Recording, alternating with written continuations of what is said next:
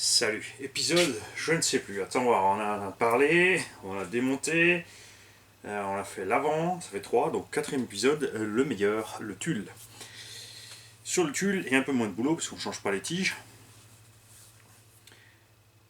On ne met pas de renfort de pare-choc, on va juste remplacer toute la visserie. Donc évidemment, moi je vais quand même le démonter en entier. Si je changeais les tiges, de toute façon maintenant, je saurais que pour enlever les cartouches, pour enlever l'insert de la cartouche avec le joint, c'est par l'intérieur. Il va recevoir à l'arrière les portes fusées RPM, avec pas les roulements RPM. Les roulements RPM, n'oubliez pas, quand vous avez ça, les roulements que vous recevez avec de la part de RPM, il faut les ouvrir et les graisser. C'est écrit sur la petite étiquette en anglais, ce que beaucoup ne savent pas. Et l'autre problème, comme je l'ai dit, ça fait longtemps, mais la qualité n'a pas changé. J'ai essayé à 2 reprises de remettre les roulements RPM sur les gros seaux, et ben, ils s'ovalisent. C'est-à-dire que la ferraille n'est pas assez balèze, ou que le plastique peut-être est trop flex et qu'il peut bouger dedans, ça le déforme, je ne sais pas. Mais moi c'était clair, j'avais fait la vidéo, on avait vraiment un gros souci avec ça. Ce qui est important sur l'arrière, c'est l'accès à la transmission primaire, diff central donc qui est là-dessous, donc ça c'est le secondaire. Le diff arrière, c'est comme le diff avant, tu enlèves le bonobo, 4 vis ou pour la version confort 6.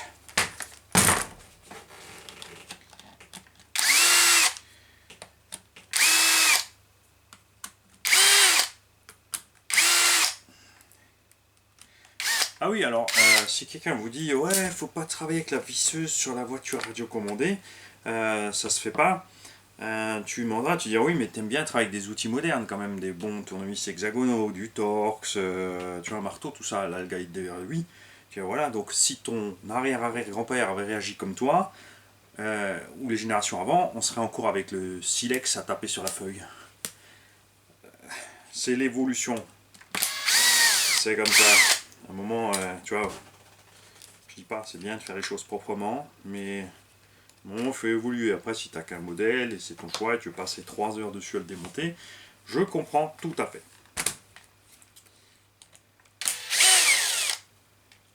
Mais les techniques de fabrication se sont améliorées, les techniques de réparation aussi. Et l'outillage y suit évidemment. Le chinois à l'usine, il n'est pas là avec un tournevis comme un touillon.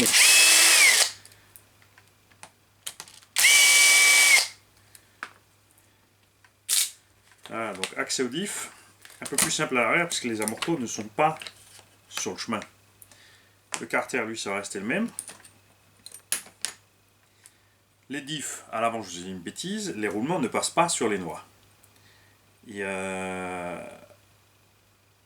me paraît quand même étrange parce que je suis sûr et certain sur mes premiers X-Max d'avoir enlevé les roulements par-dessus les noix. Bon, c'était peut-être sur le 6S. Le 6S, effectivement, on n'avait pas les noix aussi grosses.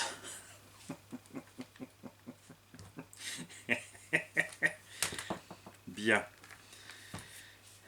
Sur le terrain aussi, vous avez vu, des fois on décroche les axes là ou là. C'est vite refait, tu enlèves juste une petite vis. Si tu as retrouvé ton axe, tu remets dedans. Si tu n'as pas trouvé, pense à emmener un petit sachet d'axe avec toi, comme ça tu es tranquille. Celui-là on le laisse aussi à l'arrière, pas besoin de mettre la lue. Transmission primaire, rien de compliqué. Quand ton moteur est monté, même avec le H central ici, tu arrives à toutes les vis. Donc il faut enlever les 2 vis pour le support, pour la protection transmission primaire.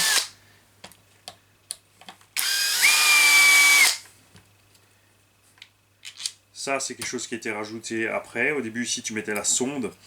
Parce que tu pouvais mettre une sonde de vitesse. Enfin, le tour minute. Donc, il prenait par un capteur optique la vitesse sur la couronne principale. Depuis la mise à jour avec le VXL, c'est plus le cas puisque j'ai toujours dit ça, je comprenais pas puisque les variateurs brushless savent très bien à quelle vitesse tourne le moteur. Transmission primaire, au début on avait un peu peur avec ces petits roulements, finalement il s'avère que ça tient largement. Sur les premiers X-Max aussi, on avait un petit jeu ici, pas là, mais là dans le slipper on a toujours un tout petit. Avant c'était pire, donc j'ai mis une petite rondelle en plastique pour les difficiles parce que finalement ce jeu ne change rien. La pièce s'use pas plus vite, il n'y a pas d'effort de traviole, ça se passe bien, c'est sûr, c'est toujours mieux quand c'est calé.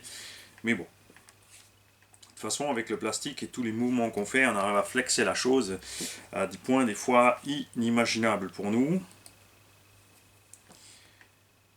Ensuite, nous avons la partie, ça il n'y a pas besoin, hein, c'est juste que je vais changer la vis. La plus longue à atteindre c'est le diff central, mais c'est un truc que tu dois atteindre uniquement sur les grosses révisions et encore.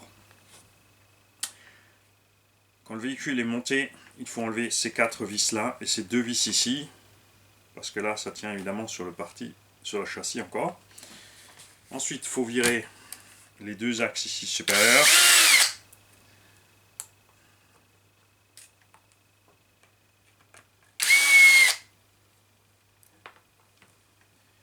Hop.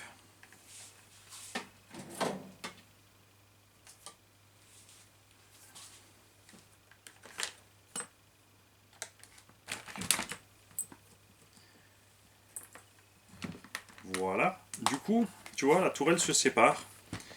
Et tu peux donc accéder à ton diff central. Alors on va vite compter les vis ensemble. 1, 2, 3, 4, 5, 6, 7, 8 pour arriver à ce stade. 9, 10. Il y a le cache. 11, 12, 13, 14 parce qu'il faut impérativement enlever la transmission primaire. Ensuite il reste 4 vis sur le bulkhead supérieur. On est à 18.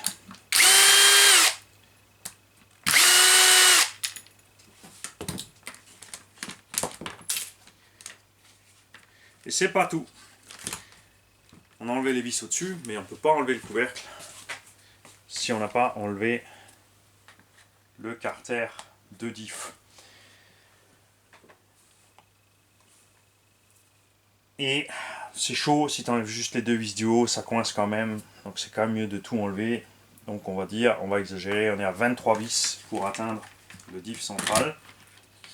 Que voici. 23 vis c'est pas énorme, c'est des grosses vis, tout est facilement accessible. Et même si au début j'en dis ouais c'est pas accessible, sur mon truggy, 8 vis sont enlevés, j'ai mon diff en main. Ouais mais sur ton truggy tu dois régulièrement enlever ton diff central. Sur le X-Max, j'ai dit X-Max, j'ai roulé, c'est pas que j'ai roulé, c'est que je roule en général une année avant de devoir atteindre ce truc. Sauf si évidemment j'ai roulé dans la grosse patouille et que j'ai vraiment rincé méchamment à l'eau, ou justement qui faisait particulièrement mouillé dehors. Là c'est sûr, mais en conditions normales, l'eau n'arrive quasiment pas là. Elle y arrive toujours quand même, attention, méfiez-vous. Hein. Mais en général, si tu évites la flotte ou si tu roules juste quand il fait humide ou il a plu un petit peu, et quelques petites flaques d'eau, ça fait évidemment rien. Tant que ça arrive là-dedans, il faut se passer un moment. Mais ça peut arriver parce que ça passe par là. Ici, on a l'entrée du tube de transmission principale. Et tu vois ici, tu as le premier roulement. C'est celui-là, là. C'est celui qui morfle le plus. Après, ça descend. Donc si c'est passé celui-là, parce qu'il n'y a pas de rebord ici, entre le premier roulement et l'intérieur, ça, donc ça c'est de ce sens, hein. Et par contre c'est ce roulement, tu vois, qui morfle le plus. Après, une fois que c'est dedans, ça descend là, ça reste au fond, ça peut atteindre tous les autres. Vous l'avez vu, quand on a lavé un X-Max à fond, on a fait la vidéo, j'ai démonté, vous avez vu qu'il y avait de l'eau partout, absolument partout. Comme dit, c'est pour ça que moi je mets du gras ici dans les demi-coupelles de tous les côtés et je ferme. Alors si tu veux pas mettre trop de graisse, si tu veux pas mettre de la graisse comme ça en tube, tu veux pas mettre 3 tonnes, tu peux utiliser de la graisse en bombe, quelque chose qui est un peu collant, ça suffira large. Il y a un truc qui est très bon, c'est le lubrifiant chaîne type Michelin, mais c'est dégueu parce que ça laisse des grosses traces blanches partout. Par contre à l'intérieur ça dérangera pas vraiment. Après c'est vrai que c'est chiant à nettoyer, hein. Ça tient vraiment bien ce truc là. Donc voilà, je suis pas très fan, j'en ai là, mais je m'en suis servi 2-3 fois, mais après à la fin finalement le fait d'avoir cette truc blanchi partout, dégueulasse, c'est très dur à enlever, vraiment. J'ai pas aimé. Alors pour le diff central, il n'y a pas besoin de chercher une autre solution, ça fonctionne à merveille. 20 millions au centre. On ne sait pas si c'est des CST du W, Traxxas est en W, donc est-ce que pour eux la 20 millions c'est du W de la CST? Je ne suis pas allé chercher, ça fonctionne. Je ne suis pas très curieux de nature en fait. Il y a certaines choses qui piquent ma curiosité, mais je ne suis pas super curieux. Et au niveau de la primaire, tu peux donc monter, et c'est ce qu'on va faire ici, le module 1.5 chez Model Bormetz. Alors là, on a du 54 et ça, c'est du 35. Évidemment, il faudra réduire le pignon de transmission à cette image-là. On est en 18,54, ça fait divisé par 3 entre pignon et couronne. Donc, si on a ici du 35, il suffit de diviser à 3 pour avoir le pignon pour avoir la même réduction. Mais le X-Max avec son moteur d'origine encaisse très bien, parce que j'ai essayé. Je suis allé jusqu'à 46,17 parce que c'est pas prévu pour du 46,18. J'avais un pignon de 17, ça rentrait bien, ça fait du 2,5 à peu près. Ça va bien. À 2,7, franchement, il est à l'aise. À 2,7, donc en 20-50, c'était à 2,5 par exemple. Ça lui va très bien. Donc là, c'est pareil. Si tu es en 35 par 13, tu es un peu. J'arrive plus à calculer. 35 divisé par 13, 3 fois 13, ça fait 36. 39. Mani, c'est plus compté. Bref, je vous laisse. Vous êtes en train de regarder. Ouvrez une deuxième page Google. En haut, dans la barre de lien, vous mettez 35 divisé par 13. Entrez. Tout simplement, ça va s'afficher directement. Et ce rapport, lui, va bien quand tu as des roues pas trop lourdes. Là, on va mettre le Hobby-Wing 1100 kV. Donc, de toute façon, même avec les roues Louise qui sont plus lourdes, ça ne posera aucun problème. Moi, je roule en 16, 35 avec le Hobby-Wing. Mais j'aimerais bien essayer de mettre un 15 dedans ou éventuellement peut-être tester l'autre support. J'ai un autre support ici. J'y ai pas pensé tout de suite quand j'ai commencé à faire ce X-Max. Bah, pas pour toi, hein, t'en fais pas, Farid. Je vais pas mettre ça chez toi. Chez toi, tu vas bien recevoir le support tinois. Mais sur le Big Mama, je vais peut-être essayer ça. Parce qu'on peut descendre beaucoup plus loin. Ce que j'ai pas compris, c'est pourquoi il allait mettre des écrous au lieu de faire un filetage directement dans l'acier. C'est quand même de l'acier là, ça risque pas de bouger. Peut-être qu'avec ce support je pourrais descendre plus loin parce qu'il est moins épais. Du coup on pourra diminuer un peu le rapport de transmission sur Big Mama, parce que la VMAX ouais, c'est sympa, je dis pas. Un petit 4 ans comme ça avec le X-Max c'est cool, on arrive quand même à faire une bonne autonomie, mais voilà. L'été arrive, va peut-être réduire un petit peu, et comme ça ceux qui ont les roues plus lourdes aussi auront moins ce souci. Ça c'est ce que je vais montrer là, c'est un support moteur polonais, ça bouge pas, hein. Il n'y a pas le raccord en haut pour mettre avec comme Model Bormetz d'ailleurs, c'est dommage, hein. Bon c'est aussi solide, il n'y a pas besoin, mais c'est vrai que ce support chinois avec la petite plaquette en haut qui se rajoute entre les deux, c'est ce que le premier qui a fait ça, c'était Kershaw Design, c'est un américain qui est décédé. Bon après il le faisait en alu beaucoup plus mou et c'était moins bien fait, hein, ça c'est clair. Là c'est vraiment propre ce qu'ils ont fait et ça bouge pas. Parce que si ça avait dû bouger, vous l'avez vu sur Big Mama, ben ça aurait dû bouger, hein, ça c'est certain.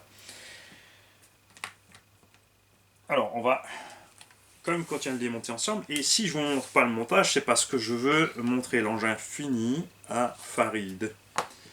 Si je vous montre chaque petit morceau, chaque élément de montage, on va lui gâcher l'effet final. Donc ne pensez pas qu'à vous, pensez aux autres. Et tiens, regarde, j'ai oublié de faire quelque chose sur le train avant. Je vais vous le montrer. Tu vois, c'est bien de blablater, de blablater, de blablater. Si t'es pas concentré, tu oublies les choses. Et ce que j'ai oublié de faire sur le train avant, c'est ce qu'on va faire. Il y a deux vis ici à l'intérieur pour assembler la tourelle. J'ai oublié de changer ces deux vis là. Alors sur Big Mama, Vous avez vu, on a réussi à les ouvrir, hein, parce que bon, là, ça faisait un moment qu'on roulait, on tapait dur, on tapait fort. Ne pas négliger l'impact. Vous avez vu, on a une descente qui fait quoi? Alors en hauteur, on va pas exagérer, hein. Ça a l'air grand, mais ça fait peut-être un dévers de 3-4 mètres. Mais on arrive à 60-65 km/h, on chute, donc le véhicule accélère, on s'écrase en bas. Des gros efforts de torsion, surtout quand tu arrives en travers. Et mes vis sont traversées, bon c'est pas compliqué, tu mets une rondelle, tu remets ta vis. Mais ça m'arrive, ça fait longtemps que ça m'était plus arrivé, c'est vraiment juste sur les gros efforts comme ça.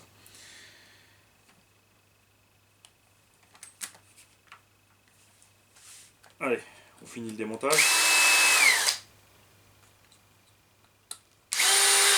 C'est aussi et surtout comme dit. Alors je montre tout le démontage parce que, je le répète, c'est pour Farid. Ça il voit bien aussi que on a tout démonté. Vous avez quand même une idée du temps que ça prend, ça.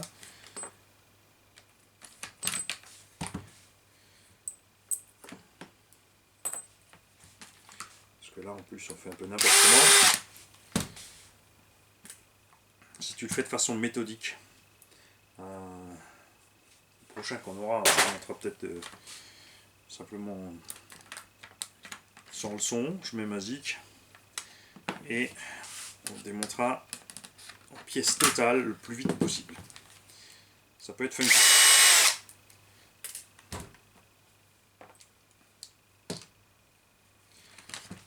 Parce que ce que je fais en général, c'est que j'enlève toujours d'abord toutes les vis de 2 sur tout l'engin.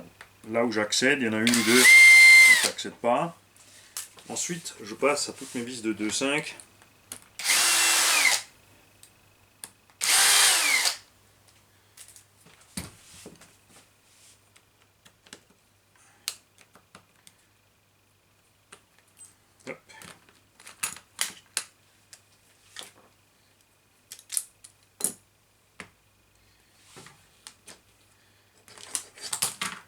Alors moi, personnellement, je reste sur le fait que... Alors lui, Farid, il a envie d'avoir... Alors lui, Farid, il a déjà le Spectromax, en fait. Il voulait un véhicule plus ou moins équivalent au niveau perf, juste tester un autre moteur, un autre combo que le Spectro.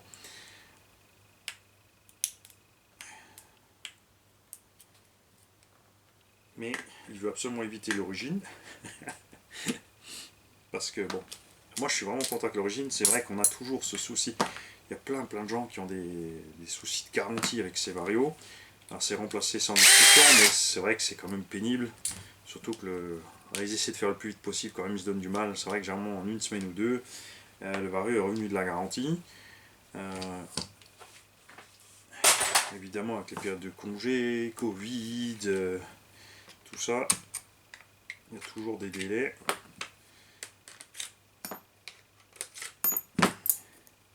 Donc c'est un peu pénible. Par contre le moteur est vraiment excellent.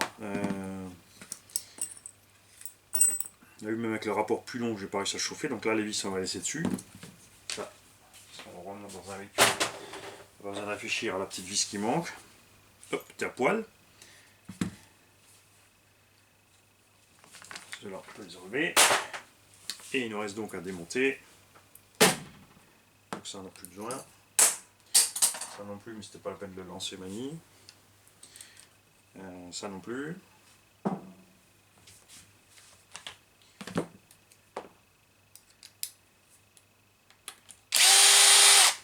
Les roulements que je change jamais sont ceux des roulettes, honnêtement. Même les origines, ils sont exposés à l'arrière, donc très vite tu peux les huiler facilement après utilisation. Les vis aussi qui sont dedans, regarde, elles sont hyper longues. C'est les plus longues de tout l'engin. Il n'y en a pas d'autres aussi longues sur tout le X-Max. Enfin, je vais te dire une bêtise peut-être. Attends, si. Les 4 vis du train. Ouais, voilà, tu as 6 vis à l'arrière du véhicule qui sont plus longues. Méfiez-vous, celles qui maintiennent le train avant le véhicule sont un petit peu plus courtes que les arrières. C'est vraiment, je ne change jamais. Après, ils tournent à gogo, tu t'en fiches, c'est la wheelie bar. Une fois qu'ils sont bien rincés et qu'ils ont pris une tonne d'huile dans la tronche, ils tournent. Et ça va très bien.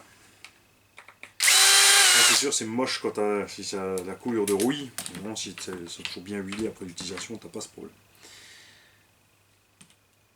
Alors, à l'intérieur du Cush Drive, on va pas démonter, on l'a déjà fait plusieurs fois. Tous ensemble.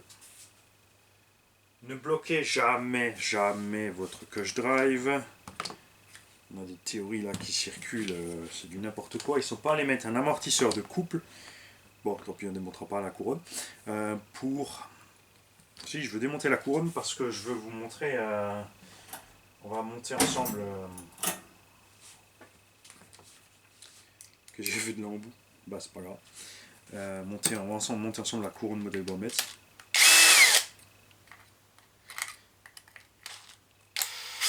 Un amortisseur de couple sert à encaisser le choc entre le moteur et la transmise, et la transmise et le moteur.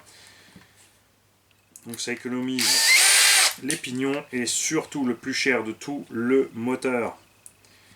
C'est pour ça aussi que Traxxas a opté pour des pignons qui pètent plus vite au départ pour économiser du moteur.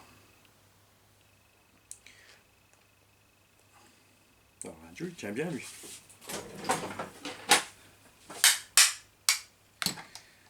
Si vous bloquez le Cush Drive, tous les chocs passent direct dans la transmise. C'est pour ça que j'ai jamais monté le module 1 industriel là, ou des trucs comme ça, parce que comme les pignons sont extrêmement solides, tu défonces tout derrière et le moteur est cher. Je préfère péter du pignon que du moteur.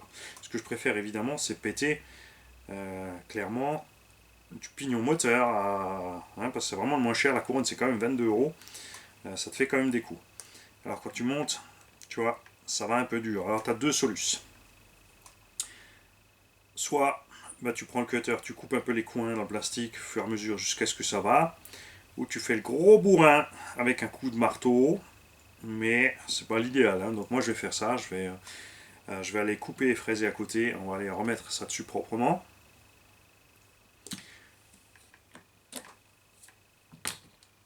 Pensez que le pignon d'attaque arrière est différent de l'avant. Il n'y a pas deux roulements pour lui à part, puisqu'il utilise le deuxième roulement ici, donc ils en ont un arbre fixe avec 3 roulements, ce qui est très malin. Ce que j'aurais bien aimé, puisqu'on en parlait tout à l'heure au sujet de cette entrée-là, ce que j'aurais bien aimé à la base, c'est que il y a un roulement ici étanche, et que le tube central se mette là. Que le croisillon, parce qu'il est mon tube, j'aurais aimé que cette pièce-là soit ici. De ce fait, on n'aurait pas de saleté qui rentre dans la transmission primaire. Après, elle est relativement bien fermée. Après, ça rentre quand même sur le haut. Il y a quand même du sable qui passe. Là, vous allez vous demander, vu qu'il y a le cache en dessous, comment le sable passe. Eh bien, le sable et l'eau, ça passe partout. On a déjà démonté les cerveaux dans lesquels il y avait du sable, parce que le sable a été acheminé avec l'eau qui est rentrée. Ils ont fermé ici au niveau de là, partout, mais ça passe. Ça passe. Il n'y a rien à faire. Tu as des petites ouvertures à certains endroits et ça rentre, ça va dans ta transmise. Le pire, comme dit, c'est pour les roulements. Pas pour la transmise elle-même. Ah si, on va quand même devoir démonter de toute façon, puisque je vais mettre ici.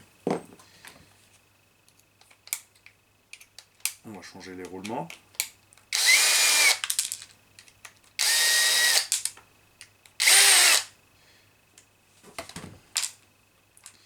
Voilà, tu as cette petite rondelle contre le jeu. Un tout petit axe de rien du tout, et c'est fou hein, quand on voit toute la patate qui passe là-dessus. Et le Cush Drive, donc la bande de caoutchouc, le moyen en métal. Il y a un caoutchouc noir, attention, il est plus souple. Le noir est plus souple, c'est celui du Erevo 2 ou de la X01.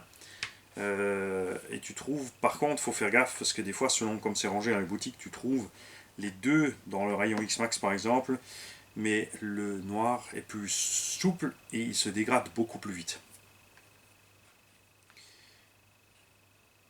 Et là on y est. Ce coup-ci c'est bon, on a tout démonté. Voilà. Donc je rappelle les upgrades faits avec le temps sur ce X-Max.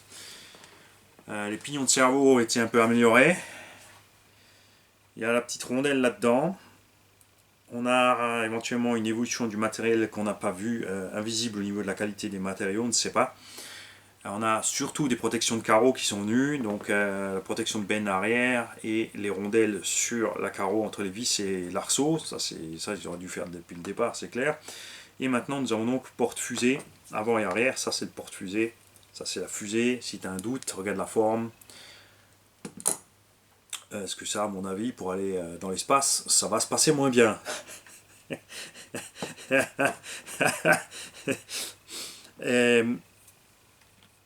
J'en étais où avec ces conneries, ouais, donc ces pièces-là, Traxxas, ça a changé. Ils ont changé d'eux-mêmes. À voir maintenant, parce que les pièces ont les mêmes dimensions. C'est le roulement qui est plus grand, donc moins de plastique. À voir maintenant qu'est-ce qui va se passer. Est-ce que la pièce en elle-même va craquer plus vite autour du roulement?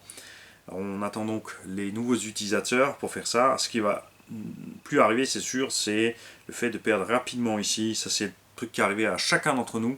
Sur le premier run, tu roules une fois ou deux, tu fais un petit saut de travers et pop, tu as la bande d'étanchéité du roulement qui a foutu le camp parce que justement le roulement s'est déformé. Il a éjecté le machin ou une pierre est allée taper dedans. On ne sait pas comment ça sort. Moi, je pense que c'est pour la déformation. C'est pas toujours la faute de Pierre, hein, ça peut être aussi Paul ou Jacques. Et, et voilà. C'est à peu près tout ce qu'ils ont fait en évolution. Bon, après, le variateur, je parle pas du 6, hein, je parle uniquement du 8. On va laisser le 6 de côté. Le variateur qui a reçu des trucs de télémétrie, machin bidule. Moi, ce que j'aimerais bien, c'est qu'on nous zappe la télémétrie, qu'on nous zappe le TSM, et qu'à la place, on nous laisse des pignons en métal dans le cerveau d'origine. Par exemple. Tout simplement. Le reste, je suis vraiment content avec. Il y a toujours des petits points faibles, mais il faut voir aussi ce qu'on en fait. De toute façon, plus une machine est solide, plus on va la maltraiter et on arrivera toujours finalement au même endroit, c'est-à-dire caput à l'atelier. Vous verrez donc dans un prochain épisode l'engin fini, monté, assemblé sur mon super stand rotatif. Merci à Maryse. Et puis c'est tout. Ça suffit. Assez parlé, allez, vas-y.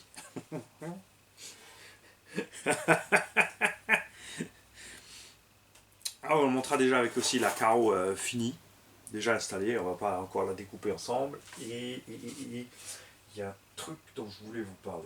Mais ouais. Je crois bien, les amis, que je vais devoir commencer à prendre des notes. Hein. Déjà que je fais presque du crawler. Bonjour aussi à Benoît Chazagne, qui a, en tant que passionné, et il est amoureux de son TRX4. Quand il a vu ma vidéo de TRX4, son cœur s'est arrêté. Il a eu une réaction passionnée qu'on comprend tout à fait. Donc absolument personne n'est fâché avec toi, Benoît, parce que tu m'es rentré dedans. Tu as fait raison. De toute façon, tu sais bien on est les pires des gamins ici. Salut.